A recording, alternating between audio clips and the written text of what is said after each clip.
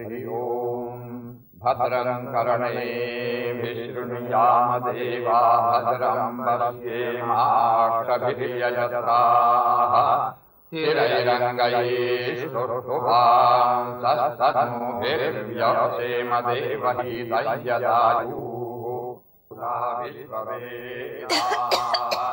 स्वस्ति नस्तार्क्ष्यो परिष्टनेमिर्स्वस्ति नो बृहस्पतिर्ददातु। मिठा जी आई साहब आधी ह्या खिडक्या बंद करून घे बघू जी।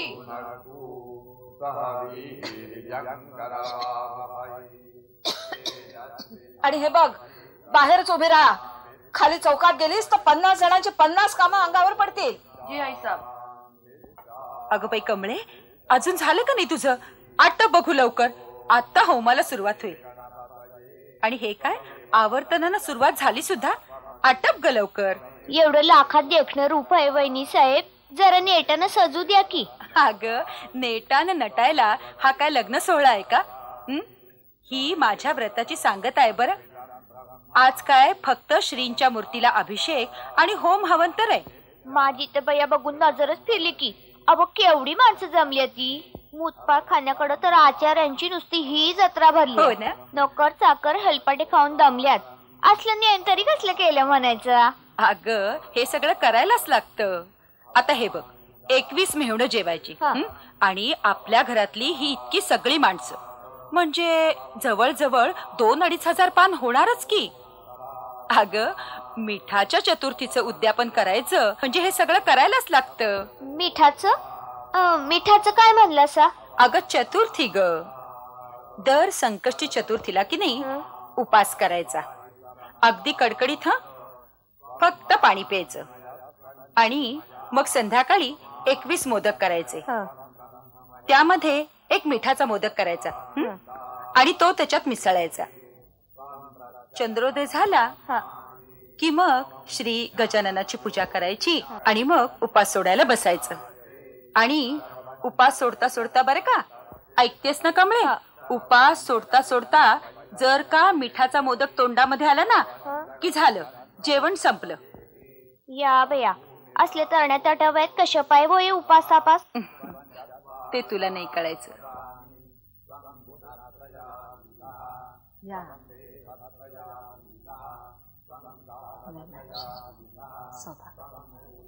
बसा, आपल्याला चौकातल्या समारंभाचं आमंत्रण असेलच।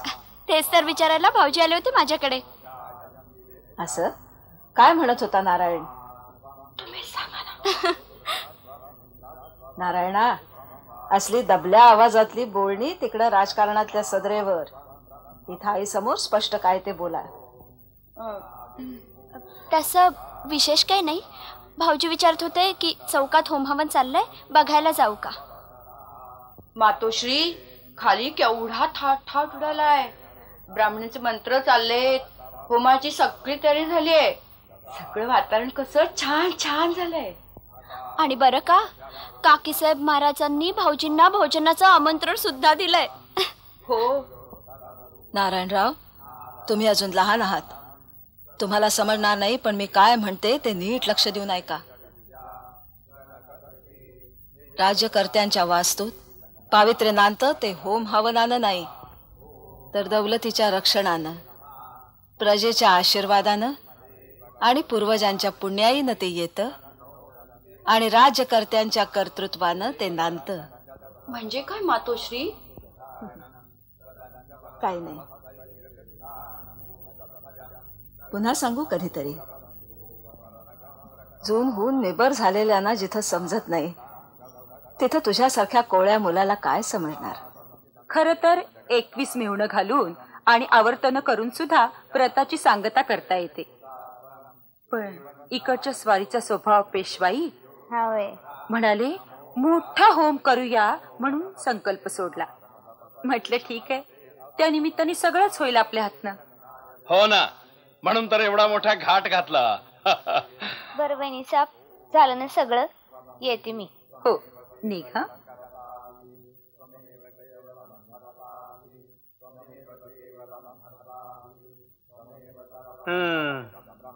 अरे वा, कोणी नवी वाटतं? नाही, जुनीच. छे छे छे, अशा फणकारू नका बुवा. आम्ही आपली सहज चौकशी केली. त्याचं काय आहे, तुम्ही अशा फणकारलात ना की तुमच्या मूळ गौर वर्णाला अशी काही तांबू झळाळी येते की बघत राहावं असं वाटतं. ही सकाळची होमाची वेळ आहे हे इकडच्या लक्षात आहे ना. आहे तर म्हणून तर स्वतः जातीनं आलो. हा, बरोबर घेऊन जायला. म्हटलं आपल्याला व्रत वैकल्य काही जमत नाहीत, निदान जोडीचं पुण्य तरी पदरी पडावं.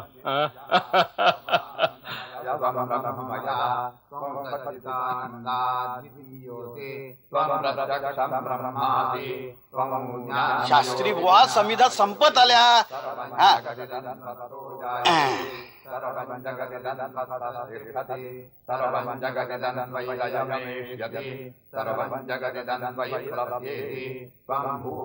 वहिनी तुम्हाला सांगताय.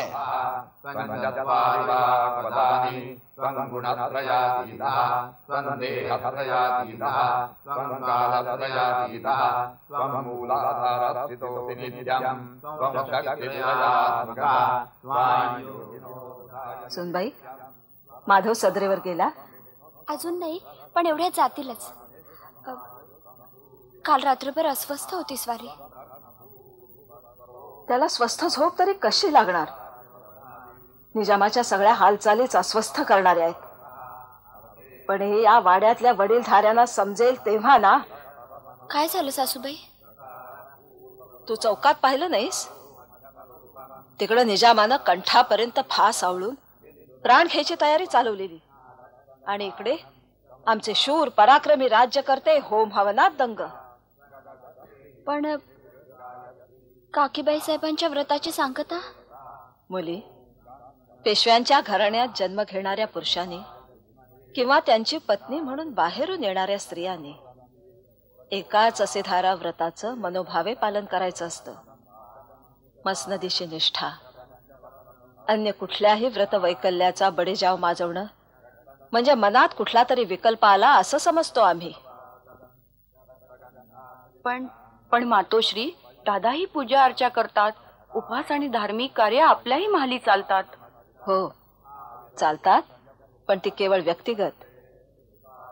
त्यांचं असं समारंभपूर्वक जाहीर प्रदर्शन मी समजलं नाही सासूबाई. मुली, माधवानं पेशवाईची वस्त्र स्वीकारली आहेत. वयाचा मान राखायचा हे कबूल, पण संकटाच्या वेळी अशा प्रकारांकडे दुर्लक्ष करून कसं चालेल? आणि तेही कुणासाठी?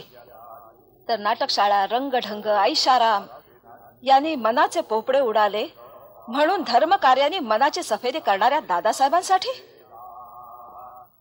नाही नाही मुली, माधवाला कधीतरी वाईटपणा स्वीकारावाच लागेल. पेशव्यांच्या मसनदीला कधी कधी मुजऱ्याबरोबर वाईटपणाही स्वीकारावा लागतो, कारण तो अपरिहार्य असतो. मलाही तीच काळजी लागून राहिली. शनिवार वाड्यात सार्वजनिक धर्मकार्यांना मनाई करणारा हुकूम इकडनं काढणं झालंय. कालच नानांना सांगणं झालं. काय सांगतेस काय मुली? आणि त्या हुकमाला डावलून खाली कार्य चालू आहे. कदाचित दादासाहेब महाराजांपर्यंत हुकूम पोहोचला नसेल, पण पोहोचेल तेव्हा.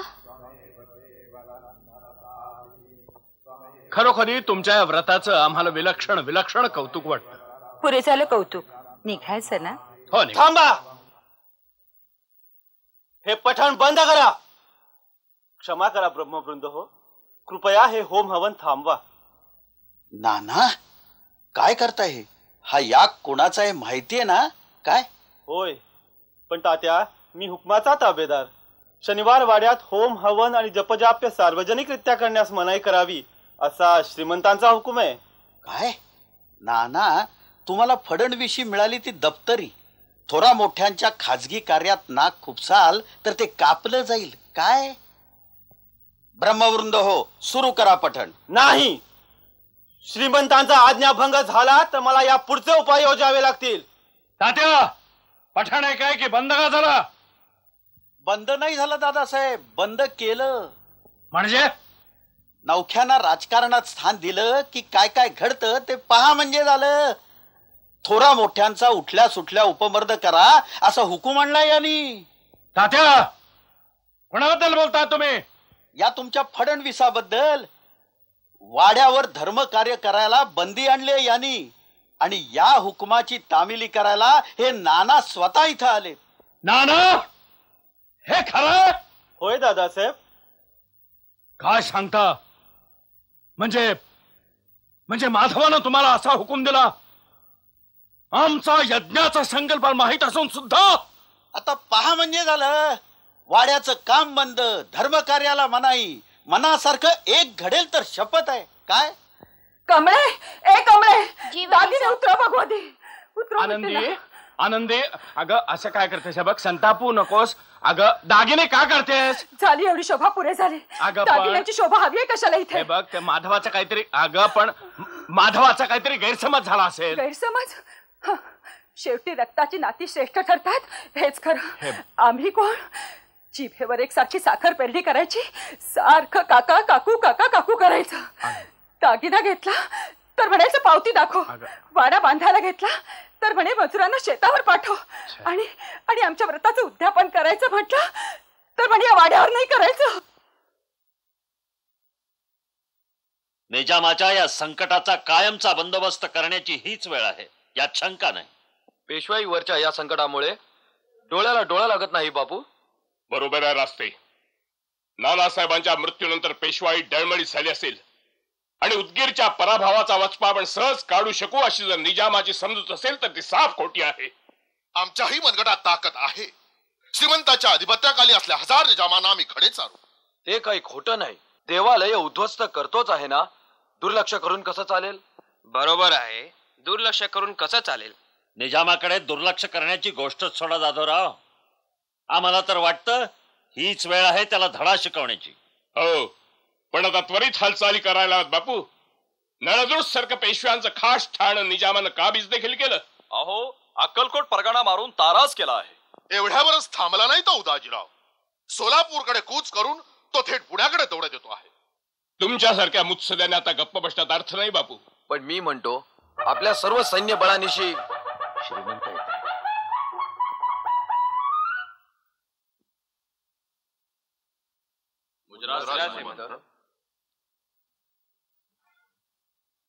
बसा मंडळी. श्रीमंत, निजामाच्या हालचालींनी निजामाच्या हालचालीची खळानखळा माहिती आम्हाला आहे बापू. पण तुम्हा मंडळींना माहिती नसलेली एक संतापजनक गोष्ट आम्हाला समजली आहे. ती कोणती श्रीमंत? टोक्याच्या श्री गजाननाचा भंग करण्याची प्रतिज्ञा केली आहे निजामाने. श्रीमंत, आता त्वरित हालचाल करायला पाहिजे श्रीमंत. त्यासाठीच तर आपल्यासारख्या अनुभवी आणि जाणकार मंडळींकडून आम्हाला सल्ला हवा आहे. श्रीमंत, निजामाला वेळीच पायबंद घातला नाही तर तो पुण्यावर आल्याशिवाय राहणार ना. आपण आता उठलंच पाहिजे श्रीमंत. जो हल्ला टळणार नाही तो घरात येण्याची वाट पाहण्यात काय अर्थ आहे श्रीमंत? संकटांना तोंड दिल्याखेरीज ती थांबत नाहीत. बस आपण निजामावर चालून जायचं. पुण्याचा लोभ धरणं इतकं सोपं वाटलं की काय निजामाला? आजच्या आज होळकर निंबाळकरांना खलिते पाठवा. पटवर्धनानंही खलिता पाठवून बोलून घ्यायला हवं श्रीमंत. नाही. घोरपडे, निजाम अक्कलकोट वरून सोलापूरकडे मुसंडी मारतो आहे. पटवर्धनांनी मिरजेवरून सोलापूर आणि अक्कलकोट याच्यामध्ये त्याच्या परतीची वाट रोखायची. म्हणजे श्रीमंत, निजामाला पुढे येऊ द्यायचं? अलबत्त. त्र्यंबकराव, ताबडतोब विश्वासू हेरांची पेरणी करा. निजामाच्या सैन्यातला बारीक सारीक तपशिली आमच्यापर्यंत येऊन पोहोचला पाहिजे. जशी आज्ञा श्रीमंत. आपण पुण्याहून कूच करू आणि निजामाला तोंडावर घेऊ. अगदी बरोबर. आपण म्हणता ते खरंय श्रीमंत. पण श्रीमंत, त्याला पुढं कुठपर्यंत येऊ द्यायचं? आपल्या मनाजोगती युद्धभूमी मिळेपर्यंत. आणि जर का श्री गजाननाच्या कृपेनं चांभार गोंद्याच्या आसपास निजाम सापडला तर पुन्हा कधीही वर तोंड काढू शकणार नाही असा धडा शिकवू आपण त्याला. श्रीमंत, तुमच्या या त्वरित निर्णयामुळे कसं उत्साहाचं वार शिरल्यासारखं वाटतंय. त्र्यंबकराव, निजामाचं संकट हे बाहेरचं संकट. त्याची आम्ही कधीच तमा बाळगली नाही. आपल्या शक्तीची आणि मनोबलाची आम्हाला पूर्ण जाणीव आहे. मग मागे हटण्यात काय मतलब? पटवर्धनांनी निजामाचे कर्नाटकातले दोर कापून काढले. आपल्या हिरांनी निजामाचं सैन्य पोखरलं आणि हुसकावीत हुसकावीत जर का चांभार गोंद्याजवळ निजाम सापडला तर अटके पार झेंडे फडकवणाऱ्या आमच्या काकांची शमशीर आहे आणि निजाम आहे. काका, आपण आणि या वेशात का? आश्चर्य का वाटलं?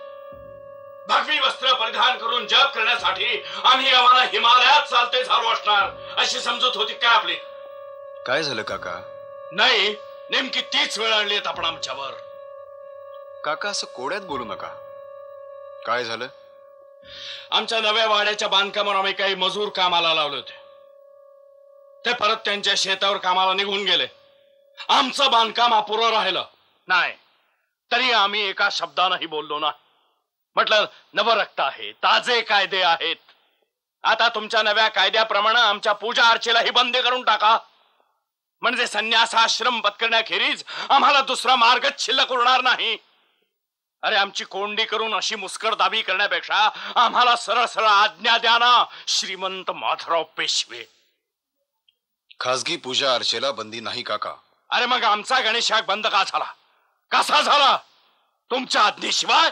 होम बंद झाला नाही, फक्त त्याची जागा बदलली. काका, होम हवन करायला मंदिर आहेत, देवालय आहेत, तिथेच ते व्हावेत अशी आज्ञा दिली आहे मी. म्हणजे आम्ही शनिवार वाड्याबाहेर चालतं व्हावं असं आपलं फरमान आहे. तर पेशवे सरकार किती किती विपर्यास कराल काका. काका, शनिवार वाडा आहे दख्खनच्या दौलतीची सूत्र हलवण्याचं ठिकाण, मुत्सद्यांचं माहेरघर, वीरांचं विश्रांती स्थान. काका, इथे पटवर्धन रास्ते येतात, तसेच होळकर, शिंदे, इब्राहिम खान गारधी येतात. इथे होम हवन शिवाशिव यांची बंधनं पाळून चालणार कसं? राजाला सगळी प्रजा सारखीच, धर्म ही त्याची वैयक्तिक बाब आहे. आणि म्हणून आम्ही हे होम हवनाचं प्रस्थ कमी केलं, पूर्ण काढलं नाही. आपलं देवघर आहे, आमचंही आहे, मातोश्रींचंही आहे. याखेरीचे सगळे धार्मिक विधी शनिवार वाड्याबाहेरच होतील. हा राजकारणाचा आखाडा आहे, मंदिर नव्हे. दौलतीच्या रक्षणातच स्नान संध्या आली असं समजतो आम्ही. असं का? अरे वा, कोणी शिकवली आपल्याला ही अक्कल? निजामानं काका, निजामानं. काका, निजामानं पेटवलेल्या होमकुंडात साऱ्या महाराष्ट्रातल्या दैवतांची राख रांगोळी होतीये. मंदिर देवालय भ्रष्ट होत आहेत. निजाम मजल दर मजल करत पुण्याकडे धावत सुटलाय. माधवा, आता आम्ही या मंडळींना आपल्या समशेरीची महती सांगत होतो आणि आपण होम हवनावरून मनात विकल्प धरून बसला आहात. ठीक आहे काका, ठीक आहे. आमची आज्ञा आपल्याला अयोग्य वाटत असेल, आपण खुशाल मोडा. माधवा, आपला तो अधिकार आहे. काका, टोक्याच्या श्री गजाननाचा भंग करण्याची प्रतिज्ञा केली निजामानं. माधवा, मी जमेल तेवढी फौज घेऊन त्याचा मुकाबला करीन. आपण खुशाल आपल्या गणेश यागाची आणि होमाची सांगता करा. माधवा, अरे ज्याची अजिंक्य तरवार आटकेपार तळपत गेली, ज्यानं निजामाला उदगीरला 14 लाखाचा मुलूख ओकायला लावला, तो हा तुझा काका तुला काय साधा सुद्धा भडबुंजा भिक्षुक वाटला का रे? नाही माधवा, नाही नाही. आता निजामाला नेस्तो नाबूद केल्याशिवाय या राघव भरारीच्या जीवाला चैन पडणार नाही. काका, श्री गजानना शपथ, श्रीमंत माधवराव, आता फक्त आम्हास आज्ञा करावी.